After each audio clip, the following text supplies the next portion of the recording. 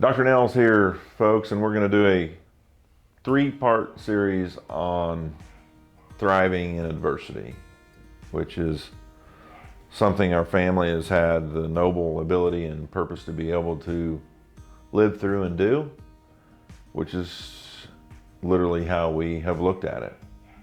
It's been a great adversity since our son was shot and paralyzed August 7th of 2020, but we have looked at it as a noble opportunity. And I wrote a magazine article for a magazine I write for in 2020 after we went through the adversity, and gave out some key points that we leaned into when we were going through it that we felt like helped us get through our adversity. And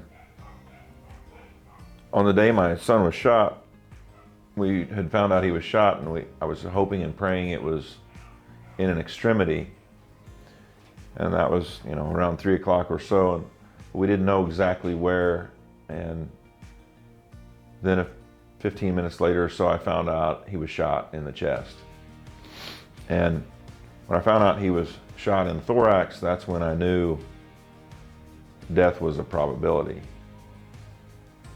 And if you're a personality like mine, we live life, we hard charge forward, we get a lot done. I don't consider myself a control freak, but if I need to take control of a situation, that's what I do. And in deep, dire situations, that's what I do. But when your son's shot in the chest, there's no control over what's going to happen. I couldn't control the outcome. I knew that death was potentially imminent, and I was headed towards the scene of the accident, and then I found out the ambulance was headed back to town.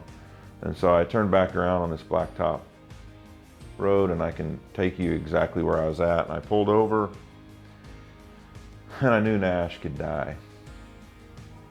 And I did something I'd never have ever done. Never thought I would have to do it. And hope and pray I never have to do it again. And that's seek ye first and give it to God.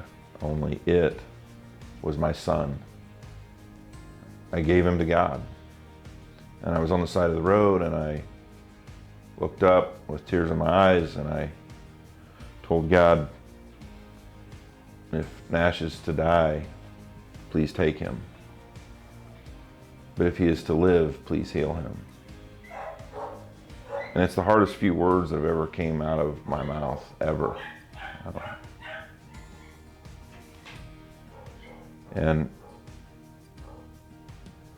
I'll never forget it. But it's adversity. Some things are out of our control, and that's your first go-to option must be that, especially when it's out of your control. And you can literally do nothing. You're totally helpless. It's out of your hands. And when that's the case, that's the most critical important first step, is to seek ye first and give it to God. I hope you never have to do that. But if you find yourself in that situation, I hope you recall this video and you think about that and you do that. It's a powerful, powerful opportunity. We may not always like the outcome, but there is a purpose, there is a journey. There is a reason. We step into it and we keep going forward. Hope you enjoy this. We'll come back next week with another one. If you like this content, click here, subscribe here. We'll see you next week.